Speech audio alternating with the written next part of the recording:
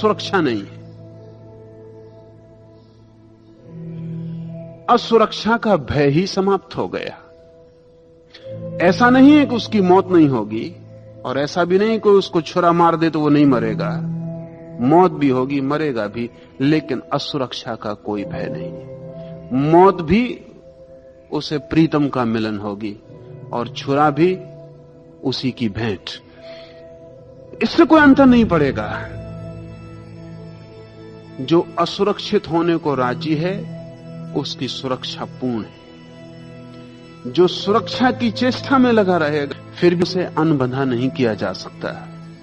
संत लोगों का कल्याण करने में सक्षम हैं, इसी कारण उनके लिए कोई परित्यक्त नहीं है। ये थोड़ी सी सूक्ष्म बात है। लाओस से कहता है कि संतों के लिए कोई आदमी इतना बुरा नहीं है कि संत न हो सके।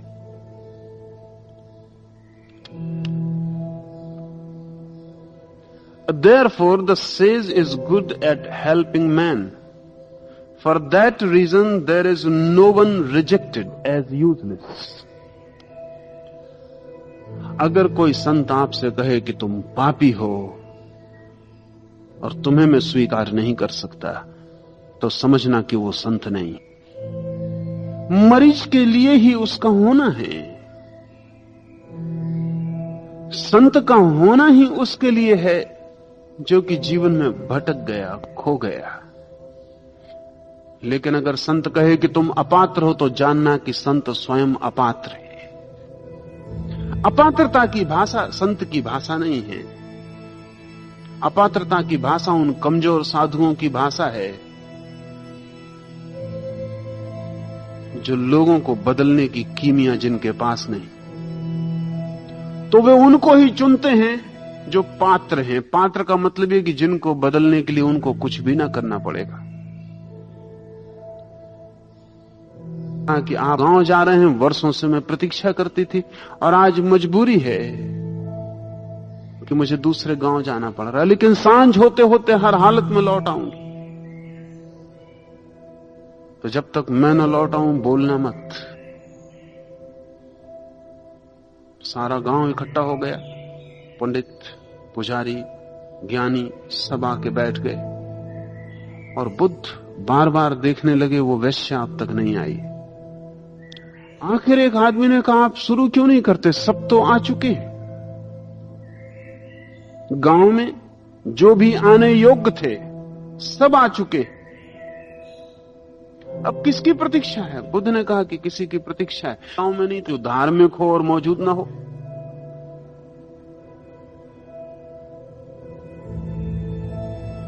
कोई प्रतिष्ठित आदमी ऐसा न था जो गांव में हो और मौजूद न हो।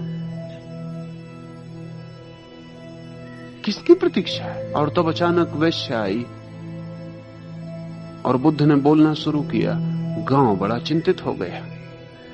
बोलने के बाद गांव के लोगों ने बुद्ध से कहा, क्या आप इस वेश्या की प्रतीक्षा कर रहे थे, इस अपात्र की?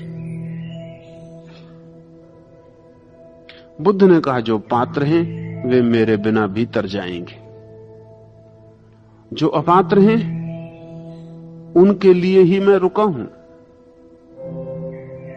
समझता है उससे बड़ा अपात्र नहीं होता, और जो मानता है कि मैं अपात्र हूं, ये मानना ही उसकी पात्रता बन जाती, ये विनम्रता उसके लिए द्वार बन जाती। संत किसी के लिए परित्यक्त नहीं करते, कोई भी निरुपयोगी नहीं है। इससे भी गहरी बात दूसरे सूत्र में है, संत सभी चीजों की परख रखते हैं, इसी कारण उनके लिए कुछ भी त्याज्य नहीं। ये और भी कठिन है। He is good at having things, at saving things. For that reason there is nothing rejected. जीवन में ऐसा कुछ भी नहीं है जिसका संत उपयोग करना क्रोध वे उसमें से दया का फूल खिला ले। उनके पास काम वासना हो, उसी में ब्रह्मचर्य की सुगंध उठेगी। उनके पास ऐसा कुछ भी नहीं है जो जिसे वे त्यागते, रूपांतरित करते, ट्रांसफॉर्म करते। दो तरह के लोग हैं इस जगत में, एक वे जो अपने को काट काट के सोचते हैं कि आत्मा को पालेंगे, तो जो जो उन्हें गलत लगता है उसे काटते चले जाते हैं, लेकिन उन्हें पता नहीं जो उन्हें गलत लगता है उसे काट के वे अपनी ही ऊर्जा को काट रहे हैं। और सब काटने के बाद अपना क्रोध काट दें, अपना सेक्स काट दें, अपना लोभ काट दें, सब काट दें, और तब आपको पता चलेगा आप बचे ही नहीं। रूपांतरण वास्तविक धर्म है। संत रूपांतरित करते हैं जो भी उनके पास है। इस विराट अस्तित्व ने उन्हें जो भी दिया है उसे वे सौभाग्य मानकर स्वीकार करते हैं, और उसमें जो छिपा है उसे प्रकट करने की कोशिश करते हैं। ऐसा किया जा सकता है अब कि आदमी को हम सेक्स से बिल्कुल मुक्त कर सकते हैं वैज्ञानिक विधि से। अब कोई कठिनाई नहीं, हम आदमी को बिल्कुल क्रोधहीन कर सकते हैं वैज्ञानिक विधि से, क्योंकि क्रोध को पैदा होने के लिए कुछ रासायनिक तत्व जरूरी है। वो रासायनिक तत्व बहुत थोड़े से हैं, खून में उनको बाहर निकाला जा सकता है। आप क्रोध के भीतर जिन केमिकल से क्रोध जन्मता है उनको अलग निकाल लिए, फिर कुत्ते को आप कितना ही मारें, कल तक जो शेर की तरह हमलावर था वो आज बैठा रहेगा, पूंछ हिलाता रहेगा, लेकिन उस कुत्ते के चेहरे से सब रौनक भी खो जाती, उसकी आंखें धूमिल हो जाती, वो एक मशीन की भांति हो जाता जो क्रोध भी नहीं कर सकता, उसमें सब निस्तेज हो जाता है। संत क्रोध को तेज बना लेते हैं।